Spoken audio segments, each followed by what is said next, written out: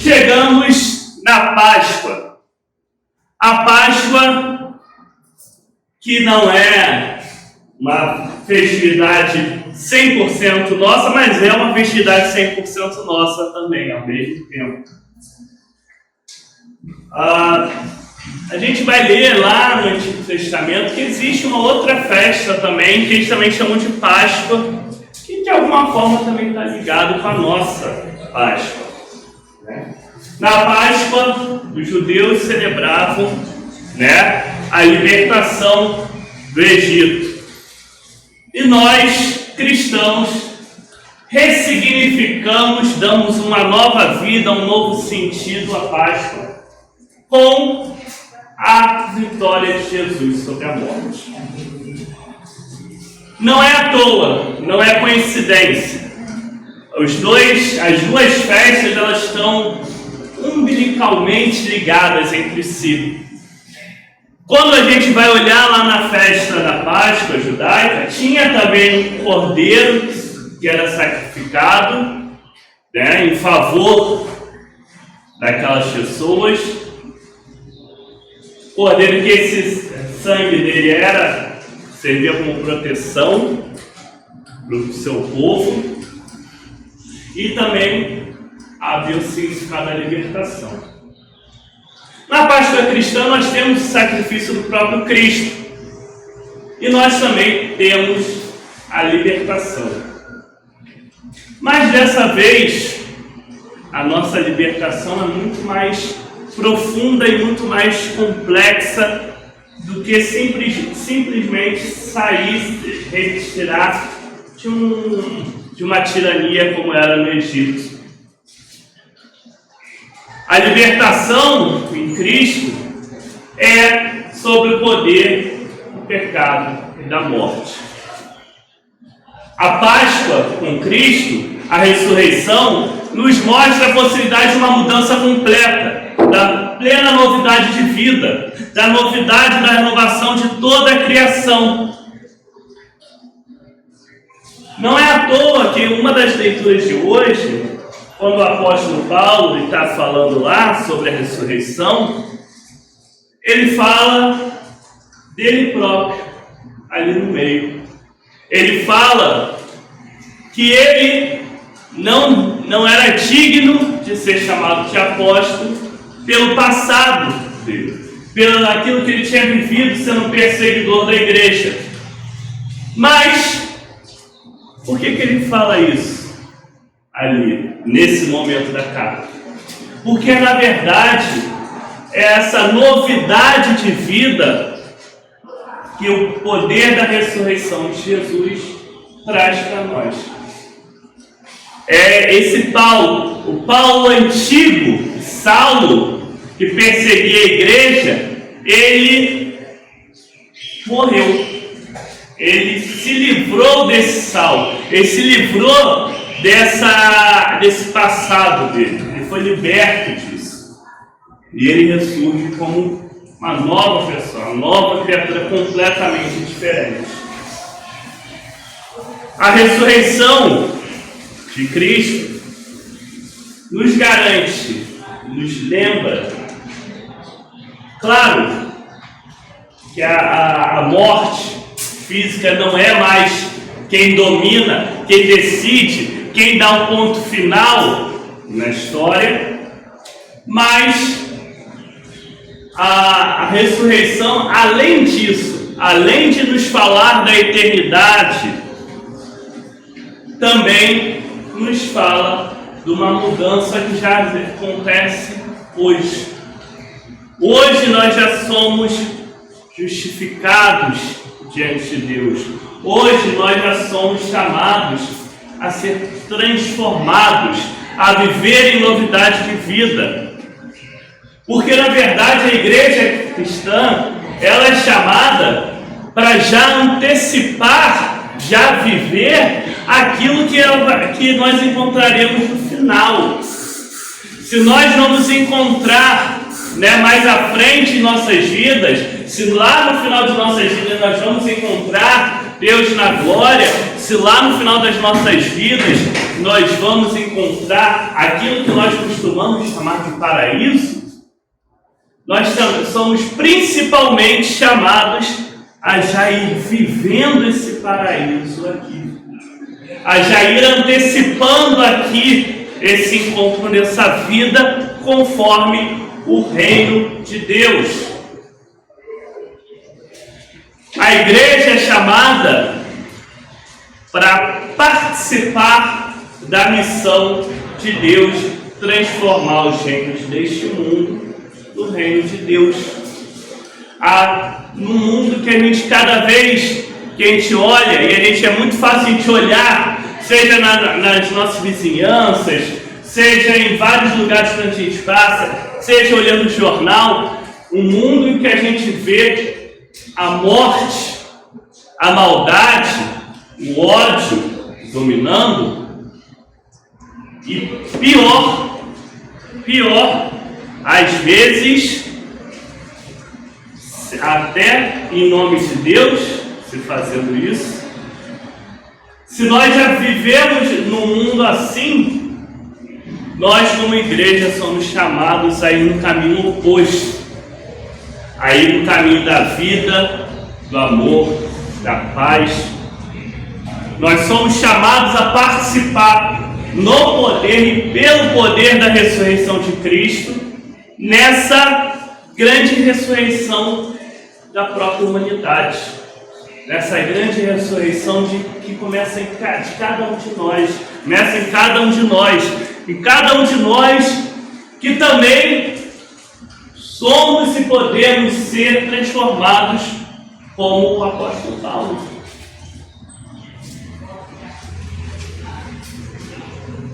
Quando a gente chega no texto do Evangelho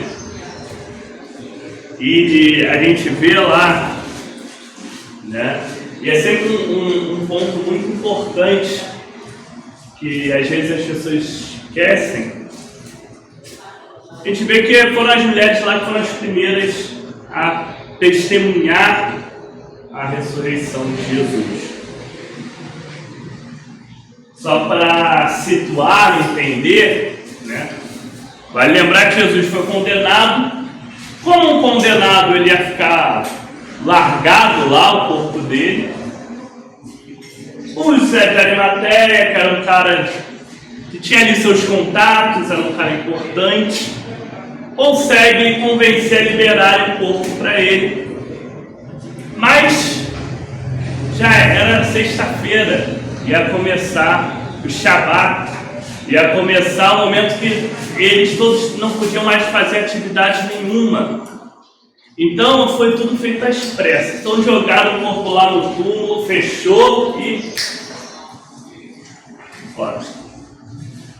E aí elas pensaram, não, agora que passou o Shabat, vamos lá para preparar o corpo, cuidar, né, do corpo, arrumar direitinho. É uma coisa que a gente esquece, às vezes, que hoje em dia a gente já tem, então, assim, o comércio que cuida disso, né, funerária. Alguém morre, a funerária já vai, dá banho, limpa, troca roupa e tal. Naquela época não tinha muito isso. As pessoas mesmo precisavam fazer.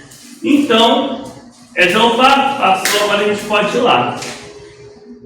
E já no caminho já vem aquela preocupação, né? O que a gente vai fazer, né? Tem aquela pedregulho enorme que fecha.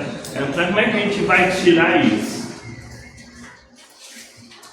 E chegar lá nem precisa se preocupar, tudo já tinha acontecido. É interessante porque às vezes também a gente fica muito nisso, a gente fica tão aflito no caminho, preocupado com como vai resolver a coisa, chegar lá e não, já estava tudo resolvido, né? E elas chegam, testemunham, né, encontram o anjo lá, fala para elas, Jesus não estava mais ali, tudo mais, tarará, e manda elas irem anunciar. E elas vão anunciar aos apóstolos, vão anunciar a eles o que aconteceu. Até por isso que existia um título antigo né, na igreja que chamava Maria Madalena de apóstola dos apóstolos, que apóstolo é um enviado. Então ela foi enviada aos apóstolos para anunciar, para ser a primeira pessoa que anuncia a ressurreição. E olha como é interessante o agir de Deus. Olha como é interessante como nada, quando a gente vai ver nas coisas que Jesus faz, nas coisas, na história de Jesus, nada é simplesmente por acaso. Tudo ele está sempre dando uma cutucada no mundo. Ele está dando uma sacudida no nosso mundo. Veja que, propositalmente, as primeiras testemunhas foram as mulheres. E eram justamente aquelas que não poderiam, naquela sociedade, ser testemunhas. Eles não tinham credibilidade suficiente. Tanto que, se você for ver, Paulo, né, que está escrevendo ali aos Coríntios, na sociedade grega, que também a mulher não poderia testemunhar, ele nem fala dessa parte, ele já fala direto de Pedro e dos outros apóstolos, já pula esse pedaço. Quem sabe que se ele botar ali, ninguém vai acreditar no que ele está falando. É besteira. Isso aí é papo furado, esquece isso.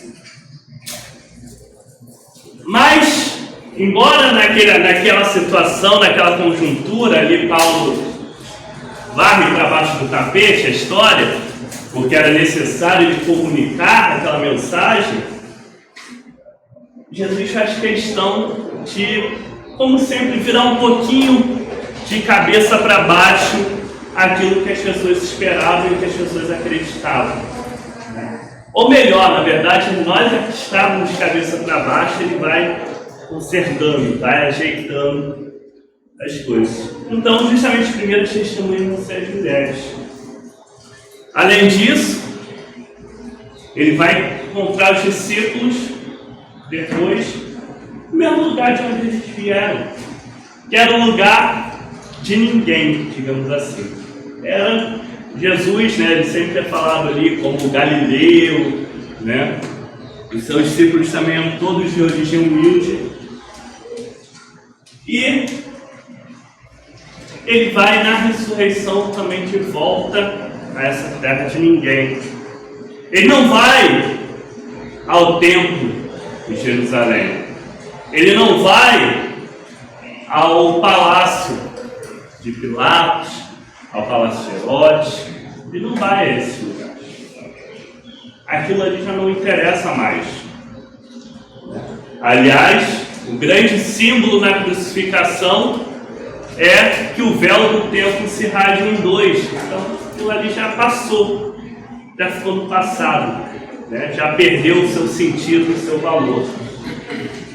Na verdade, agora Deus, ele está, como ele fez o tempo todo na vida e ministério de Jesus, fazendo a nossa cabeça sacudir um pouquinho.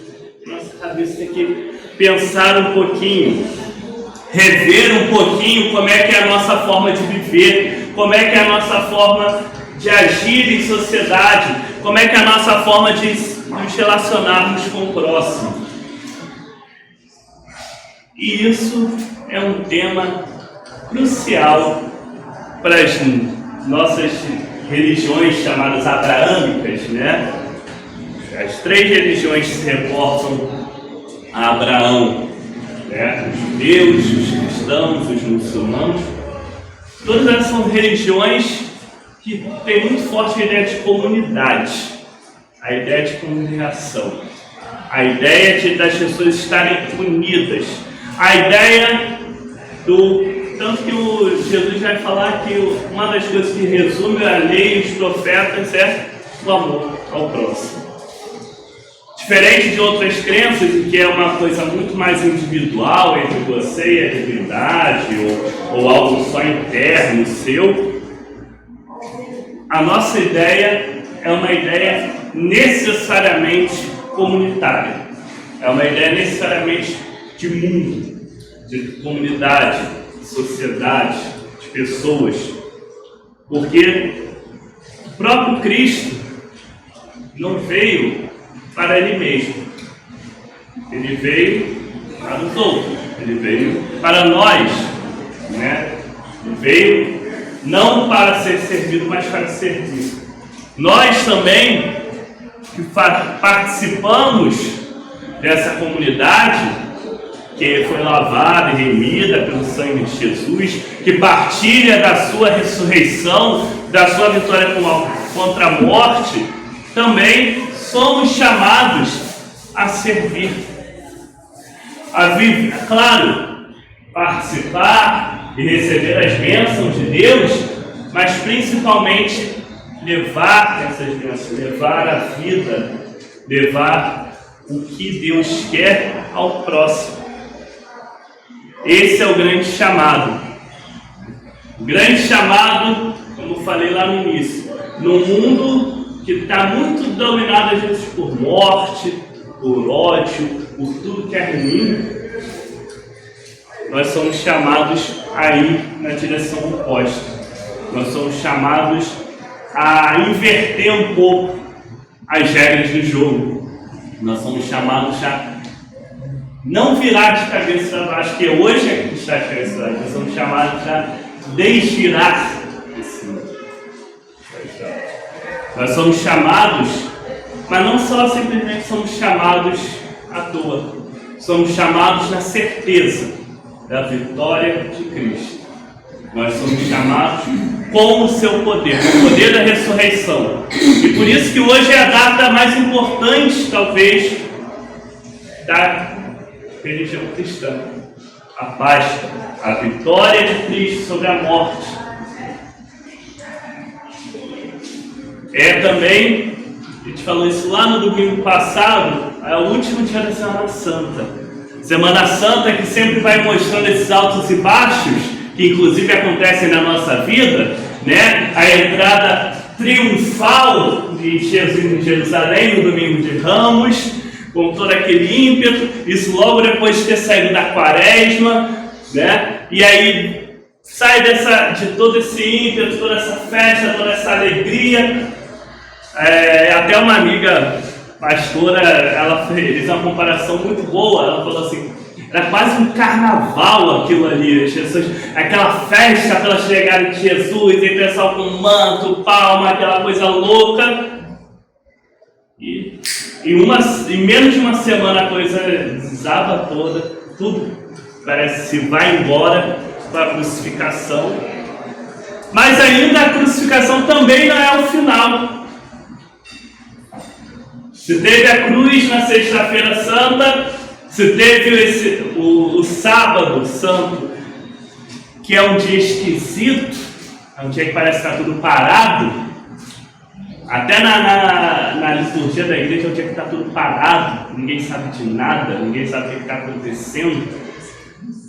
Vem uma outra explosão de alegria com o domingo de Páscoa. E essa manifestação, e eu sempre falo isso, é muito importante, muito legal que a gente tente sempre viver na nossa vida, trazer um pouco para a nossa vida o calendário litúrgico. Porque além dele nos mostrar a história de Cristo, além dele nos mostrar as verdades de Deus e a própria história da igreja, ele nos mostra um pouco da própria história humana. A gente também vai indo nesses altos e baixos, né? Às vezes mais baixos do que altos, às vezes a coisa... Mas ainda assim a gente sabe que a coisa continua. A gente sabe que não é o fim na cruz, a gente, como não foi o fim na quaresma e como não é o fim em vários momentos. A gente sabe e tem certeza dessa vitória que é tão forte, tão poderosa, que parem para pensar. Um grupinho de pessoas lá na roça de Israel, da Palestina, né, do que for, que na época não era nada, era uma colônia romana, era um negócio que estava no fim do mundo, né? Aquele movimento que uma meia dúzia ali, começou uma dúzia, melhor dizendo, né? Os apóstolos, começou ali, e olha como o negócio cresceu, perseguido por impérios, perseguido por diversas situações, e ainda assim prosperou, cresceu e está aí. Boa parte do mundo, a maior parte do mundo está presente e continua crescendo. Com trancos e barrancos também, a história da igreja também participa desse movimento, né? Tem hora também que a igreja pisa na bola, a igreja opa, vamos voltar aqui, vamos corrigir o caminho. Mas olha que fantástico. Eu digo que mais do que qualquer coisa, só ver o absurdo, a impossibilidade de uma coisa como essa, de um movimento como esse, que é o cristianismo, ter se tornado essa grande religião, já é mais do que a prova suficiente do poder da ressurreição, de como foi forte aquilo ali na vida daqueles primeiros cristãos, que inclusive, é bom a gente lembrar, né, os apóstolos quase todos foram mártires, né, que deram inclusive sua vida por isso. Foi uma coisa tão forte, tão marcante, que eles foram com tudo naquilo ali.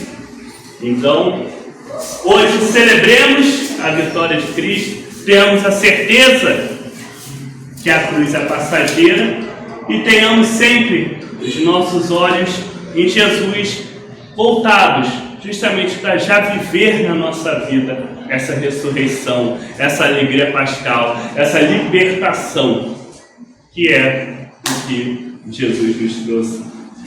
Então, feliz Páscoa e, como a gente falou no início, aleluia! O Senhor ressuscitou, o Senhor verdadeiramente o Senhor ressuscitou. Aleluia.